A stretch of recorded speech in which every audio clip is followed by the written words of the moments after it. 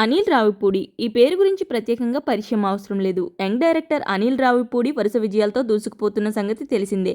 ఇప్పటివరకు వైఫల్యమే ఎదురవ్వలేదు. ఇటీవలే రిలీజ్ అయిన సంక్రాంతికి వస్తున్నాంతో మరో బ్లాక్ బస్టర్ నమోదు చేశాడు. ఇది అనిల్ రావిపూడి కెరీర్లోనే భారీ వసూళ్ల చిత్రంగా నిలిచింది. ఇప్పటికే 200 కోట్లకు పైగా వసూళ్లను సాధించి రికార్డు సృష్టించింది.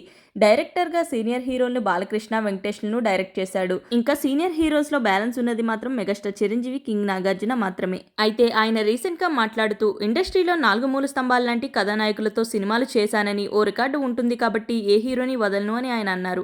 నాగార్జునతో హలో బ్రదర్ సినిమా అనగానే అక్కినేని అభిమానుల్లో ఒక్కసారిగా జోష్తో నిండిపోయింది. నాగార్జున కెరీర్లోనే హలో బ్రదర్ ఒక ఐకానిక్ చిత్రం. ఈవీవి సత్యనారాయణ తెరకెక్కించిన ఈ చిత్రంలో నాగార్జున ద్విపాత్రాభినయంలో అలరించారు. రాజ్కోటి సంగీతం అందించి మ్యూజికల్ హిట్గా నిలిపారు. అనిల్ రావిపూడి ప్రకటన బట్టి హలో బ్రదర్కి సీక్వెల్ చేసినా బాగుంటుందనే అభిప్రాయాలు వ్యక్తమవుతున్నాయి.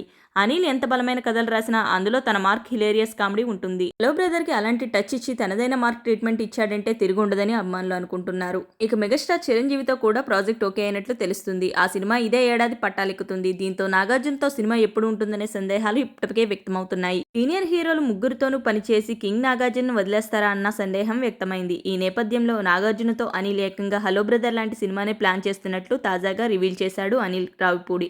కింగ్తో చేస్తే అలాంటి సినిమా చేయాలని ఉందని మనసులో మాటను బయటపెట్టాడు. వీడియో కనుక మీకు నచ్చినట్టయితే వీడియోని లైక్ చేసి షేర్ చేసి మరిన్ని ఇలాంటి సెలబ్రిటీ అండ్ సినిమా అప్డేట్స్ కోసం సినిమా కబుర్లు ఛానల్ని సబ్స్క్రైబ్ చేసుకోండి. Thanks for watching.